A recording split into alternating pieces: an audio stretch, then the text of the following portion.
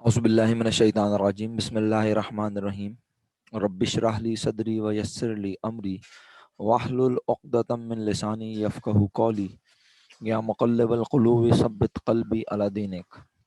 अस्सलामु अलैकुम व रहमतुल्लाहि व बरकातुहू। प्यारे बच्चों, उम्मीद करता हूँ आप तमाम लोग बफ़ज़्ल खुदा खैर आफियत से होंगे, ठीक होंगे। वालेकुम अस्सलाम मेरा बेटा, जीती रहिए।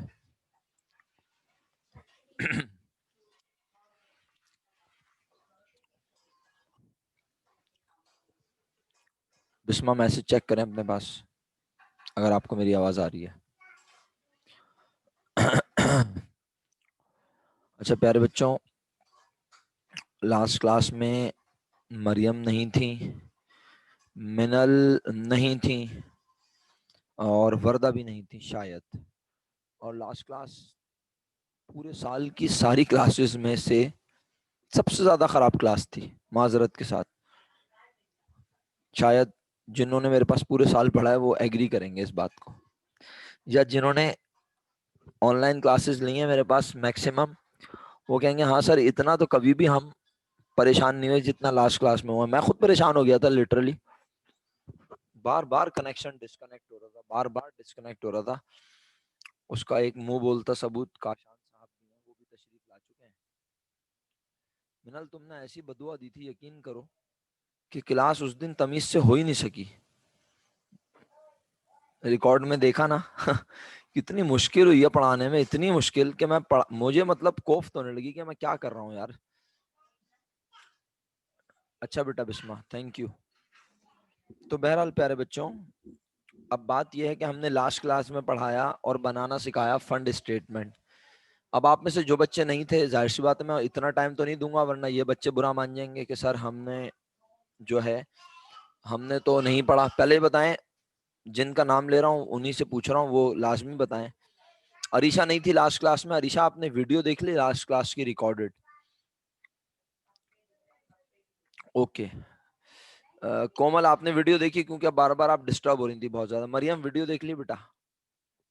मिनल, आपने वीडियो देख लिया, आपने बता भी दिया मुझे। शहरियार अली साहब नहीं थे लास्ट क्लास में, क्या आपने लास्ट क्लास की रिकॉर्डेड वीडियो देख ली है? अरीशा, आप भी बताइए, आपने लास्ट क्लास की रिकॉर्डेड लेक्चर को देख लिया है? ओके। प्यारे भाई, हाफ नहीं देखनी थी, पूरी देखनी थी लाजमी, क्योंकि फिर आपको समझ में नहीं आएगा ना मैं क्या पढ़ा रहा हूँ, फिर फायदा कुछ नहीं होगा। और ये बुनियाद है, बुनियाद जैसे नेस्ले नीडो बुनियाद है ना बेटा आपकी। बुनियादें कमजोर होंगी तो फिर बिल्डिंग कहाँ से खड़ी होगी? बिल्डिंग कमजोर हो जाएगी ना मेरा बेटा। तो ये बुनियाद थी आपकी फंड स्टेटमेंट। और फंड स्टेटमेंट को आसान चीजें, यकीन करें, शायद इसको ना खत्म करने की एक ये वजह हो सकती है क्योंकि ये ऑब्सोलीट हो चुका है ना। आपको उस दिन मैंने कैश फ्लो, आपको मैंने उस दिन कंपनी का फाइनेंशियल स्टेटमेंट दिखाया था। अब तो आप खुद भी देख सकते हैं माशाल्लाह, है ना। आप खुद किसी भी कंपनी का नाम लिखें, गूगल पे जाएं, उस कंपनी की वेबसाइट पे, वहां जाके एनुअल अकाउंट्स ढूंढने मिल जाएंगे।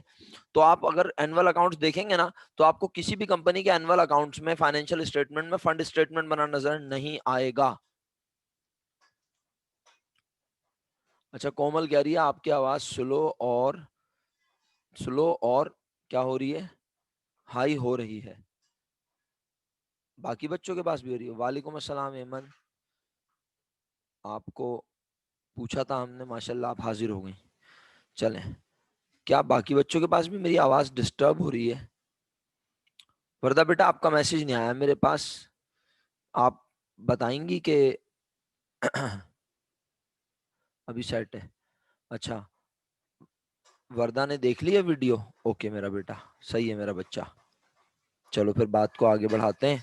अगर आप लोगों को मेरी बात समझ आ रही है तो मैं बहुत क्विक सा एक रिव्यू कर देता हूँ। सही है, डिटेल में नहीं जा सकूंगा। आपको जहां जो बात समझ में नहीं आया बिला झिझक रोक के पूछ लेना। एमन, आप लास्ट क्लास में थी बेटा? एमन लास्ट क्लास में थी? ओके मेरा बेटा। मेरा बच्चा, अब कुछ नई बात भी करें ना, ताकि पुराने वालों का दिल भी तो लगे, वरना पुराने वाले बोलेंगे क्या एक ही बात को रगड़ते रहते हैं सर। बेटा, एक ऐसी बात करने लगा हूं आपसे जो कि हम टीचर्स आपस में करते हैं।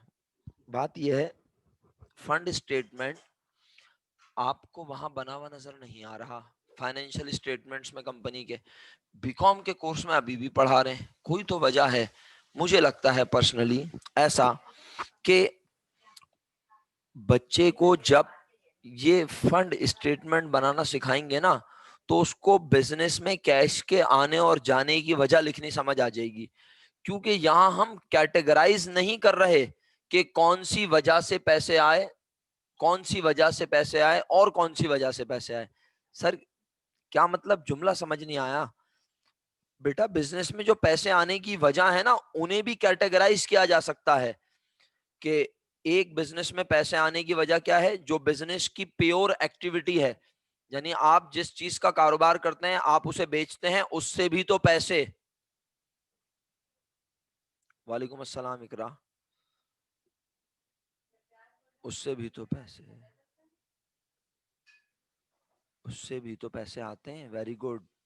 रिमशा, हफ्सा कहाँ है बेटा? कोमल, आयशा कहाँ है?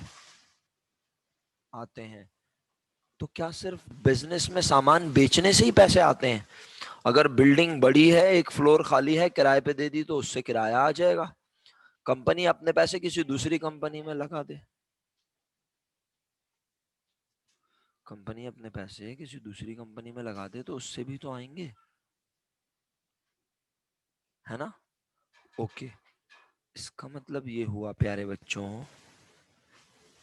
कि हमारे पास बिजनेस में पैसे बहुत सारी वजूहात से आते हैं। कोई एक वजह नहीं है बिजनेस में पैसे आने की। लेकिन इस वक्त हम आपको ये चीज सिखा ही नहीं रहे कि बिजनेस में पैसे किस किस वजह से आते हैं। हम कह रहे हैं बस बिजनेस में पैसे जिस जिस वजह से भी आए, वो सारे पैसे हम सोर्सेस ऑफ फंड्स में लिख देंगे। समझ आ रही है मेरी बात ईमानदारी से?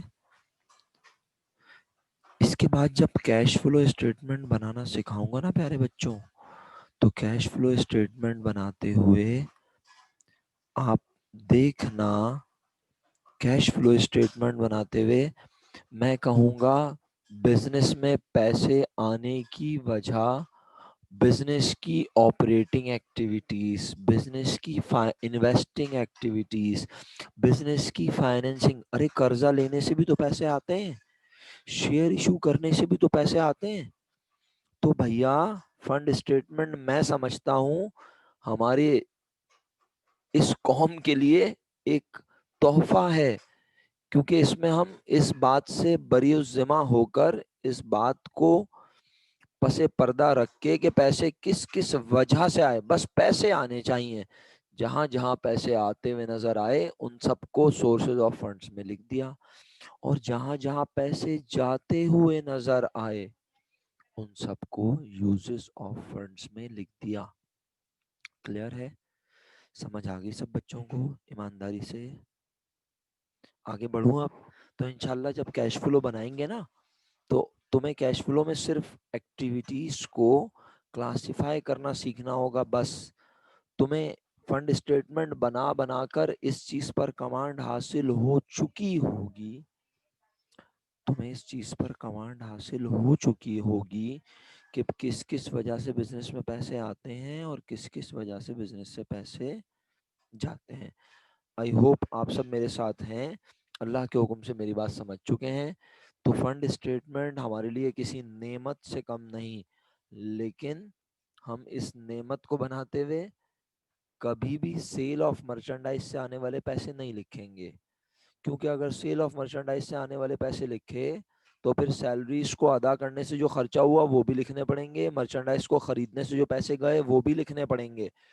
इस झंझट से बचने के लिए अकाउंटिंग हमें अलाउ कर रही है कि तुम डायरेक्ट उठा लो बिजनेस का। साथ दीजिए प्लीज। तुम डायरेक्ट उठा लो बिजनेस का। Net income. Very good, excellent. Kashan भाई ने लिखा नॉन करंट एसेट, अच्छी बात नहीं है, मुनासिब बात नहीं है।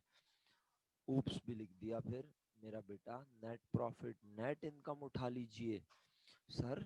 लेकिन मेरे दिमाग में एक ख्याल आता है सर, कि नेट इनकम के बराबर तो कैश नहीं होता ना बिजनेस में। मैं भी तो यही कहता हूँ, सर इमरान भी यही कह रहे हैं, इट इज नॉट नेसेसरी। आवाज आ रही है ना?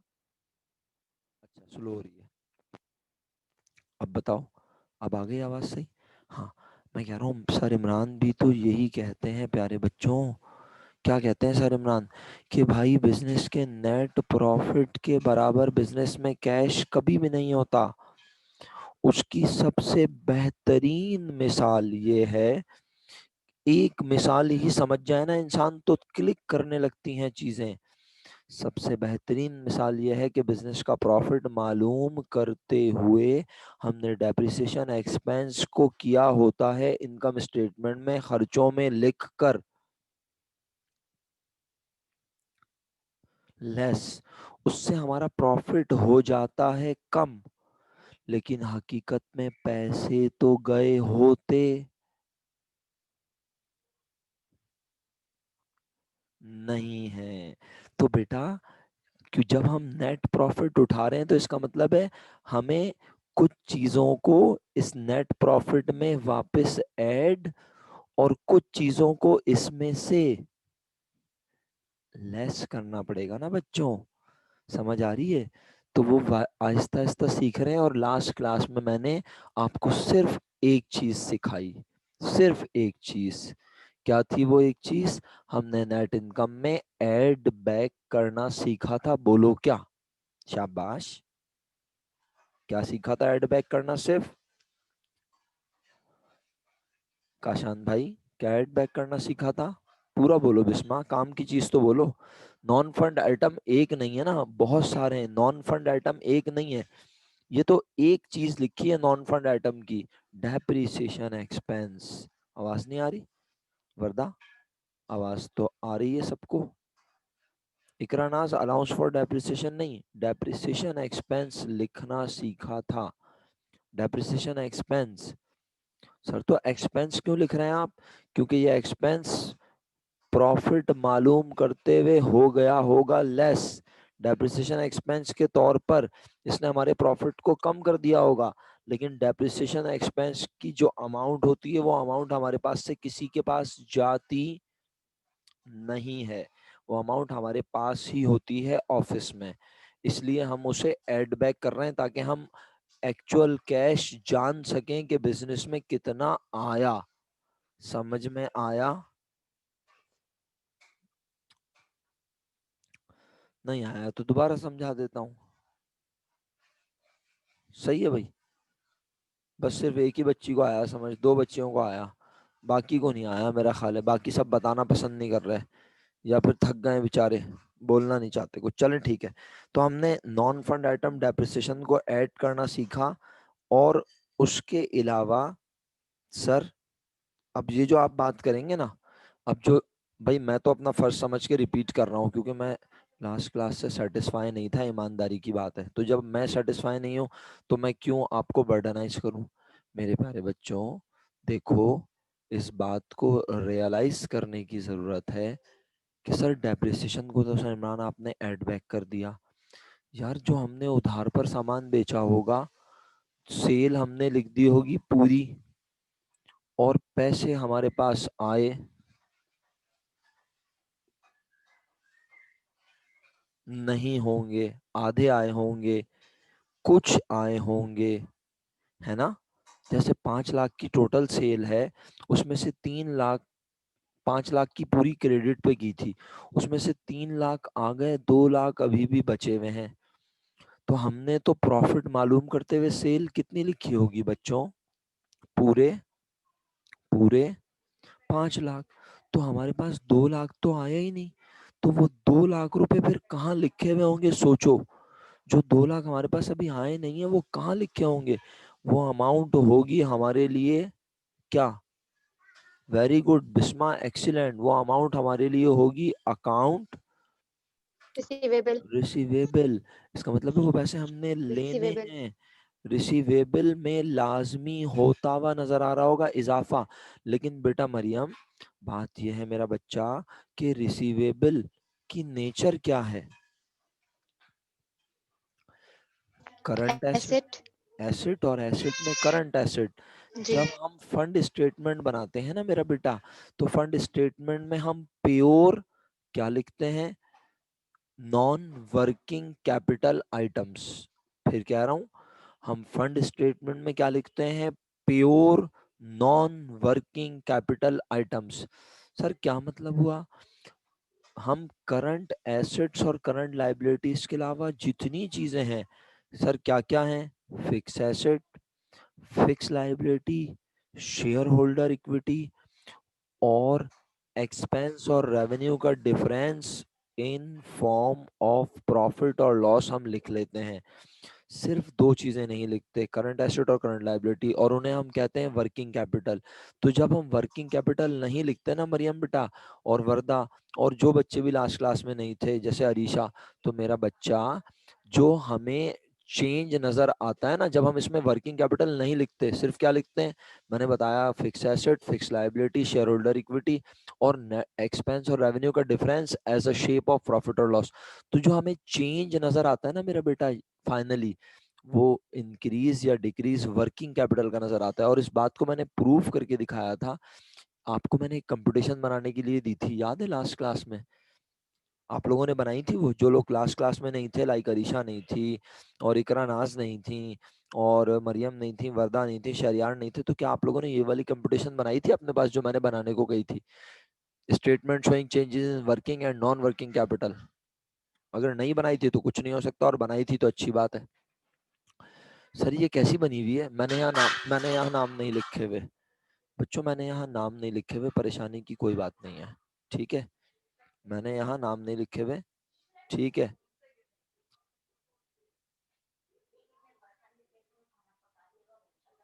अच्छा बेटा, अच्छा काशान, मेरे एंड से तो मसला नहीं है ना, मेरे एंड से तो सही चल रहा है ना, मुझे बता देना अगर आपको आवाज ना आए तो, मेरे हिसाब से तो आवाज जा रही है बेटा। देखो कुछ खाने की आवाज आ रही है? नहीं, खाने की आवाज नहीं जा रही, नहीं आ रही ना, मुझे आवाज जाते हुए नजर आती है, क्या आ रही है? अच्छा चलो छोड़ो, क्या आ रही है बताओ, फिर क्या खा रहा हूँ मैं, हैं? खाने की आवाज आ रही तो बताओ। सर आप चबा रहे हैं कुछ। हाँ, मैं सेब खा रहा हूँ, सही है, बिल्कुल सही है, चबड़ चबड़ आवाज आ रही है इसका मतलब है। हाँ, अच्छा चलो, वेरी गुड। मेरे प्यारे बच्चों, ये माइक लगाया हुआ ना, माइक बहुत सेंसिटिव होता है ये।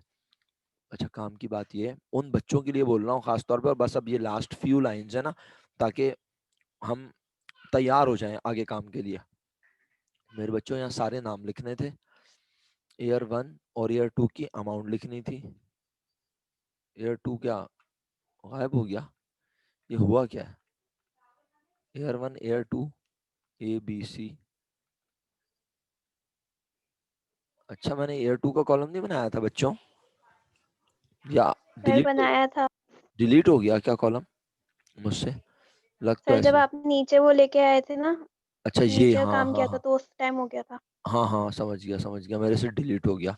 बहरहाल बच्चों, ईयर 1 में कैश जितना था और फिर कितना था, सवाल सवाल भी निकाला हुआ था मैंने, ये सवाल था, इसमें हमने देखा था ईयर 1 में कैश था 24, ईयर 2 में 17 रह गया था। और हम ये फंड स्टेटमेंट कब बना रहे हैं, हम ये सारा डेटा हमें कब मिला है, ये सारा डेटा हमें मिला है दिसंबर 31 ईयर 2 के एंड पर। दिसंबर 31 ईयर 1 के एंड की बैलेंस शीट है, दिसंबर 31 ईयर 2 के एंड की बैलेंस शीट है, सही है। और हम उसमें देख रहे हैं कि कैश ईयर 1 के एंड पर 24 था, ईयर 2 के एंड पर 17, तो कैश हुआ कम, डिक्रीज कितने से, 437 7,000 से। कैश होता है हमारा एसेट, एसेट में कौन सा एसेट, करंट एसेट में कौन सा एसेट मेरा बेटा, आपका जवाब होगा एसेट में करंट एसेट। तो हमने कैश को करंट एसेट होने के नाते क्रेडिट में इसलिए लिखा क्योंकि वो करंट एसेट है, तो वो हमारे वर्किंग कैपिटल को कर रहा है कम। सर कम कैसे कर रहा है, कैश कम होगा, तो मैंने बताया था लास्ट क्लास में, ये भी बड़ी इंपॉर्टेंट जुमला है, जो लोग नहीं थे उनके लिए खास तौर पर अर्ज कर रहा हूँ कि कैश और तमाम करंट एसेट का रिलेशन वर्किंग कैपिटल के साथ डायरेक्ट होता है। सर डायरेक्ट रिलेशन क्या होता है, डायरेक्ट रिलेशन ये होता है कि हम कहते हैं कि तुम आओगे तो हम आएंगे, तुम नहीं आओगे तो हम नहीं आएंगे, ये डायरेक्ट रिलेशन होता है। यूं भी कह सकते हो, करंट एसेट बढ़ेंगे वर्किंग कैपिटल बढ़ेगा, करंट एसेट कम होंगे वर्किंग कैपिटल कम होगा, ये डायरेक्ट रिलेशन है। और इनवर्स रिलेशन वो होता है जहां पर करंट एसेट बढ़े, वर्किंग कैपिटल कम हो, करंट एसेट कम हो, वर्किंग कैपिटल बढ़े। तो मैं कह रहा हूं करंट एसेट का वर्किंग कैपिटल के साथ डायरेक्ट रिलेशन है, यानी दोनों एक जैसा बिहेव करते हैं। करंट एसेट बढ़ता है, वर्किंग कैपिटल बढ़ता है, करंट एसेट कम होते हैं, वर्किंग कैपिटल कम होता है। But current liability inversely behave करती है, इनवर्सली प्रोपोर्शनल है। करंट एसेट, करंट लायबिलिटी बढ़ती है, वर्किंग कैपिटल कम होता है। करंट लायबिलिटी कम होती है, वर्किंग कैपिटल बढ़ता है। इनवर्स रिलेशन है। यहां तक सब क्लियर है? अल्हम्दुलिल्लाह। यहाँ तक कुछ कुछ समझ आ रहा है थोड़ा बहुत, जब काम करेंगे और समझ आएगा। तो हमने ना ये टेबल बनाकर आखिर में टोटल कर लिया था। तो हमने कहा था वर्किंग कैपिटल 14,000 से बढ़ा, 28 से कम हुआ, क्योंकि डेबिट शो कर रहा है वर्किंग कैपिटल का इंक्रीज और क्रेडिट शो कर रहा है वर्किंग कैपिटल का डिक्रीज। तो वर्किंग कैपिटल डिक्रीज हुआ ज्यादा, इंक्रीज हुआ कम। तो वर्किंग कैपिटल में डिक्रीज आया 14,000। वर्किंग कैपिटल का डिक्रीज हमेशा इक्वल होगा, mark my word, mark my sentence, working capital का डिक्रीज हमेशा इक्वल होगा नॉन वर्किंग कैपिटल के इंक्रीज के। सर इसकी लॉजिक हो जाए, बिल्कुल लॉजिक आपकी खिदमत में पेश करता हूं। फर्नीचर खरीदने से फर्नीचर में होगा इजाफा। फर्नीचर है नॉन वर्किंग कैपिटल, फर्नीचर बढ़ेगा, नॉन वर्किंग कैपिटल बढ़ेगा। लेकिन फर्नीचर किस पर खरीदा? कैश पर। सर अगर कैश पे ना खरीदा हो, उधार पे भी खरीद लो तो भी यही होगा। कैसे? पहले कैश वाला सुन लो। फर्नीचर खरीदने से नॉन वर्किंग कैपिटल में हुआ इजाफा और कैश हमारे पास से चला गया, cash working capital current asset, cash हुआ कम, वर्किंग कैपिटल भी हुआ कम। इसका मतलब है नॉन वर्किंग में जितने से हुआ इजाफा, वर्किंग कैपिटल में उतने से हुई। ये रटने वाली बातें नहीं है, ये समझने वाली बातें हैं। लास्ट क्लास अगर अच्छी होती ना तो यकीन करें मैं आपको दोबारा पकाता नहीं आज। लेकिन आपको पता है मैं जब तक खुद सेटिस्फाई ना हूं तो मैं बच्चे को क्या पढ़ाऊंगा। टीचर का खुद सेटिस्फाई होना सबसे पहले जरूरी होता है। जब टीचर को लगे कि वो अपनी बात अच्छे से कह चुका है तो फिर वो बच्चों से एक्सपेक्ट करता है। अच्छा, अब कोई बच्चा फरमाइश करता है, काशान अगर आवाज आ रही है तो काशान की फरमाइश है, सर अगर फर्नीचर उधार पे खरीदा होता कौन साथ देगा मेरा? जो साथ देना चाहे वो अनम्यूट करके बोले, जो साथ देना चाहे, चाहे गलत बोल दे मुझे मसला नहीं है, मैं सवाल पे रुकूंगा, फिर आप साथ देना चाहो तो दे सर लो। मैं कर दूं। हाँ जो भी देना चाहे, गर्ल्स में से भी कोई साथ दे करंट सकता है। लाइबिलिटी फिर उतने से कम हो जाएगी। हाँ, अब मैं बताता हूँ ना, अब मेरा साथ देना है, लेकिन जब मैं बोलूंगा सवाल करके रुकूंगा, फिर आप एक से ज्यादा लोग अनम्यूट करके पुरसुकून अंदाज में धीमे लहजे में बोलेंगे। अभी मैं सवाल करता हूँ, अगर फर्नीचर उधार पे खरीदा तो फर्नीचर तो आया, furniture non working capital. Sir non working क्यों है? अगर कोई बच्चा आप में से ये बोलेगा ना तो मुझे गुस्सा आ जाता है कभी कभार। सर क्यों गुस्सा आता है आपको? इसलिए कि एक मर्तबा बचपन में सबसे पहले दिन मैंने इस चैप्टर में आपको यही पढ़ाया है कि which one is working capital and which one is non working. Working capital R current asset and current liabilities and non working capital R share holder equity, fix asset, fix liabilities और expense revenue यहाँ है नहीं। लेकिन expense revenue का difference profit की शक्ल में आ जाता है। सही है, अगर याद आ गया तो अच्छी बात। अब मैं वापस वो वाले एग्जाम्पल लेता हूँ। फर्नीचर खरीदा तो फर्नीचर में हुआ इजाफा, furniture non working capital, furniture बढ़ा, नॉन वर्किंग कैपिटल बढ़ा।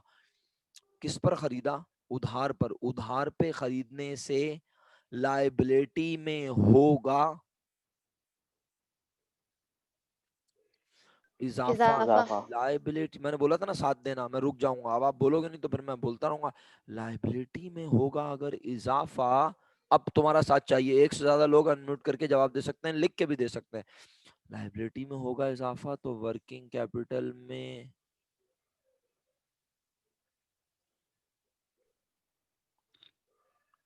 वर्किंग कैपिटल कम में, होगा। शाबाश हिम्मत करें, गलत बोलेंगे इससे ज्यादा क्या बोल सकते हैं। कमी आएगी, कमी कमी आएगी। आएगी। Very good. तो बेटा कैश देने से करंट एसेट कम हो रहा था तो भी वर्किंग कैपिटल कम हो रहा था, लेकिन अगर उधार पे खरीदा तो लायबिलिटी बढ़ी, लायबिलिटी के बढ़ने से भी वर्किंग कैपिटल हुआ मेरा बेटा कम। कम। कम। फट गया बम?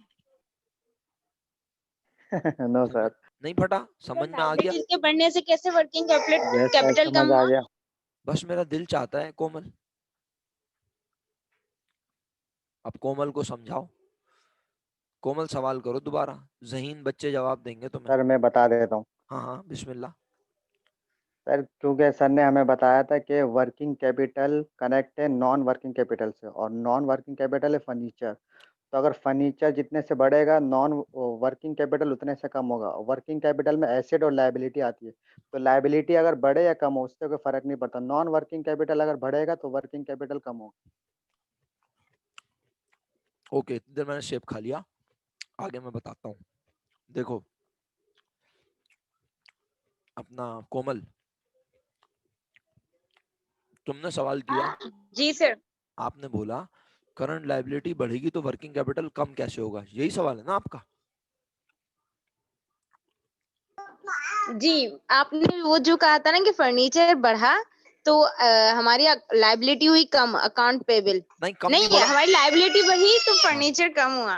फर्नीचर नहीं कम हुआ भाई, फर्नीचर भी बढ़ा मेरा बेटा, फर्नीचर खरीद के लाई है, एक बार कैश पर खरीदा, फर्नीचर बढ़ा, कैश पे खरीदा, फर्नीचर बढ़ा, नॉन वर्किंग कैपिटल बढ़ा, कैश कम हुआ, करंट एसेट कम हुआ, वर्किंग कैपिटल कम हुआ, यानी नॉन वर्किंग कैपिटल जितने से बढ़ा वर्किंग कैपिटल उतने से कम हुआ। कम हुआ। ये वाली बात समझ आती है? फिर मैंने बोला उधार में भी यही जी, होता ये है। वाली तो आती है। तो आज कोमल अब ये भी तो सुनना बेटा, जब तूने फर्नीचर खरीदा तो मैं कह रहा हूँ उधार पे खरीदा मेरी बेटी, तो अब बता फर्नीचर जब उधार पे खरीदेगी तो बेटा जिम्मेदारी में क्या होगा मेरा बेटा? अबे बोलना कोमल। इजाफा होगा। इजाफा। अब लायबिलिटी है कौन सी? इजाफा होगा। हाँ, 5 साल के बाद देगी पैसे। करंट लायबिलिटी है ना। करंट लायबिलिटी क्या होगी? करंट लायबिलिटी बढ़ेगी। अब करंट लायबिलिटी का रिलेशन बता मेरा बेटा वर्किंग कैपिटल के साथ। Account payable. अकाउंट पेबल का रिलेशन बताओ वर्किंग कैपिटल के साथ क्या है? अकाउंट पेबल का बढ़ना। Inversely, inverse. बस, तो इनवर्स है ना। लायबिलिटी लायबिलिटी बढ़ रही है तो वर्किंग कैपिटल कम हो रहा है। कम हो रहा तो हम भी यही बोल रहे थे पहले, अभी भी यही बोल रहे हैं। चाहे आप कैश पर खरीदो, कोमल लिख दो मेरा ख्याल है ना, तू बादाम खाया कर बेटा अपने खर्चे पे।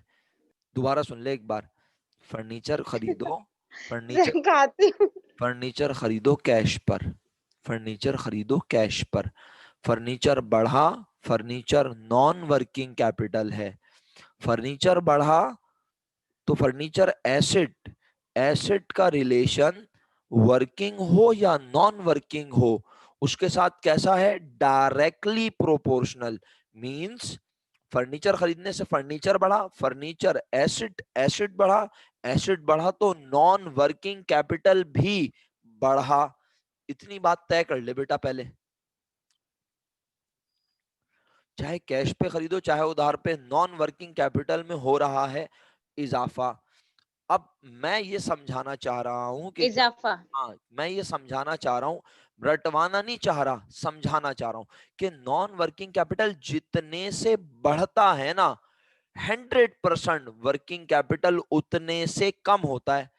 और मैं इसे प्रूफ करने की कोशिश कर रहा हूं सिर्फ एक एग्जाम्पल की मदद से।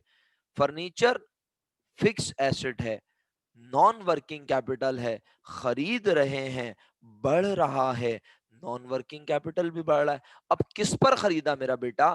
तो मैं कहता हूं उधार पर खरीदा, और जिससे वादा किया उसे कहा हम तुम्हें 1 महीने में ही पैसे दे देंगे। इसका मतलब है कौन सी लायबिलिटी बढ़ रही है? करंट करंट लायबिलिटी बढ़ रही है। Current liability. अब करंट लायबिलिटी का रिलेशन पता होना चाहिए ना वर्किंग कैपिटल के साथ। करंट लायबिलिटी बढ़ती है तो वर्किंग कैपिटल कम होता है। तो मैं भी तो यही कह रहा हूं कि तुम्हारा नॉन वर्किंग कैपिटल जितने से बढ़ा तुम्हारा वर्किंग कैपिटल एग्जैक्ट उतने से कम हुआ। अब कम हुआ। हाँ, बाकी लोग बोर ना हो जाएं कहीं और सर खुजा खुजा के मुझे बददुआएं ना दें, तो उनके लिए एक दूसरी मिसाल बोल देता हूं अगर वो साथ देना चाहें। शेयर्स इशू किए, क्या इशू किए? शेयर्स। डिफरेंट मिसाल है, साथ दीजिएगा आप लोग भरपूर। शेयर इशू किए कैश पर। शेयर इशू करूंगा तो शेयर कैपिटल, अच्छा पहले कैश की बात कर लेते हैं, चलो। कैश आया, कैश की नेचर, साथ दो ना यार तुम लोग, करंट अनम्यूट। एसेट। हाँ, अगर घर में कोई नहीं है चीखने वाला तो फिर तुम माइक माइक अनम्यूट करके बोलो। कैश की nature current asset. Cash share issue करने से आ रहा है, कैश में इजाफा, करंट एसेट में इजाफा। करंट एसेट में इजाफा, इट मींस वर्किंग कैपिटल में इजाफा। इजाफा। बाकी लोग बोलेंगे या बस मरियम बेचारी बोलती रहेगी? हाँ, इजाफा। इजाफा, शुक्रिया, आपने भी उर्दू में बोला इजाफा।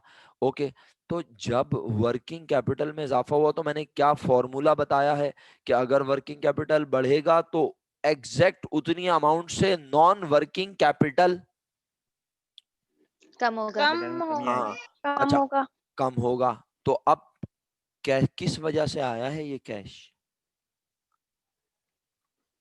शेयर इशू करने की वजह से। शेयर इशू करते हैं तो शेयर शेयर की वजह। कैपिटल में होता है इजाफा। इजाफा। इजाफा। शेयर कैपिटल बढ़ेगा तो आप शेयर कैपिटल का रिलेशन सोचो नॉन वर्किंग के साथ। शेयर कैपिटल और लायबिलिटी, शेयर और शेयर होल्डर इक्विटी और लायबिलिटी का बिहेवियर एक जैसा होता है या अलग अलग होता है? शेयर होल्डर इक्विटी एक और जैसा होता है लायबिलिटी सर। का बिहेवियर एक जैसा होता है। एसेट का बिहेवियर अलग है, एसेट बढ़े तो डेबिट होते हैं, लायबिलिटी और शेयर होल्डर इक्विटी बढ़े तो क्रेडिट। शेयर इशू करने से शेयर कैपिटल बढ़ रहा है, शेयर कैपिटल बढ़ रहा है तो नॉन वर्किंग कैपिटल लाजमी कम होगा। कम कम होगा। हो रहा है। अल्हम्दुलिल्लाह प्रूव हो गया, अल्हम्दुलिल्लाह प्रूव हो गया। कैश आया, वर्किंग कैपिटल बढ़ा, और शेयर इशू करने से नॉन वर्किंग कैपिटल कम हो गया। भाई मैंने तो अपने तौर पे समझा दिया है ईमानदारी से। अब अगर आप लोगों को समझ नहीं आता, मतलब इसको रटना नहीं था, मैं चाहता तो रटवा सकता था, लेकिन आपको पता है मेरा दिल नहीं चाहता इस तरह पढ़ाने का कभी भी। तो अब आप ये मत कहिएगा आपने रटा हुआ है, अब याद रखिएगा सर इमरान ने कहा और प्रूफ किया। अच्छा, आप में से कोई सवाल ही नहीं करता, मुझे खुद ही सवाल करने पड़ते हैं, मतलब मैं खुद ही सवाल करूं खुद ही जवाब दूं, आप हिम्मत ही नहीं करते। क्या कोई ऐसी ट्रांजेक्शन होती होगी जो सिर्फ वर्किंग कैपिटल को मुतासिर करे?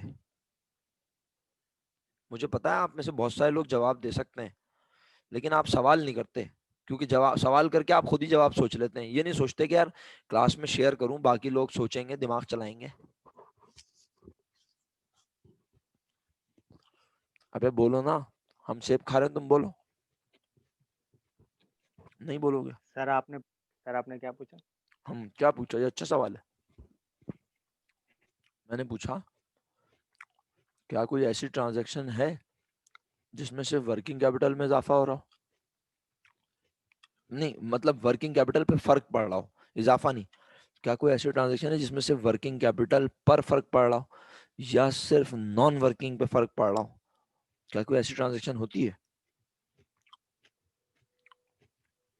यस सर, होती है। बताओ कौन सी। सर लायबिलिटी को पे करने की तो नहीं होती? हम्म, शाबाश काशान भाई, सर मर्चेंडाइज कैश पे खरीदने यस की सर। भी तो होती है। बिल्कुल सही है, एक्सीलेंट।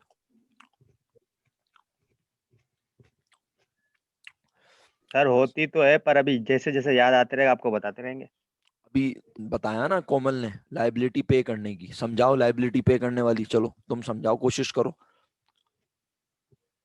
कोशिश करो काशान। लाइबिलिटी पे करेंगे तो किस किस चीज पे फर्क पड़ेगा? सर अच्छा अच्छा मैं बताऊं। लाइबिलिटी अगर पे करेंगे तो कैश पे फर्क पड़ेगा, अल्हम्दुलिल्लाह रब्बिल आलमीन, शुक्र, अल्हम्दुलिल्लाह रब्बिल आलमीन। क्योंकि कैश भी हमसे जाएगी और अकाउंट पेबल भी हमसे कम होगा। हाँ, तो अब क्या क्या फर्क पड़ेगा बताओ? कैश पे तो करने से सर कैश इसमें कैश पे करने से डिक्रीज होगी और अकाउंट पेबल भी अगर पे अदा करेंगे तो डिक्रीज होगी।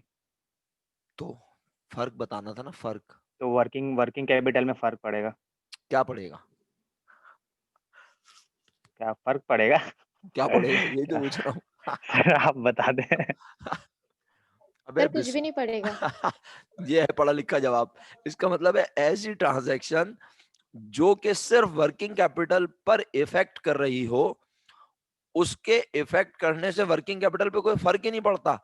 क्योंकि कोमल गौर से सुन लो, क्योंकि लायबिलिटी जितने से हो रही है कम, लायबिलिटी के कम होने से वर्किंग कैपिटल बढ़ा, कैश उतने से हो रहा है कम, लायबिलिटी कम का, हो।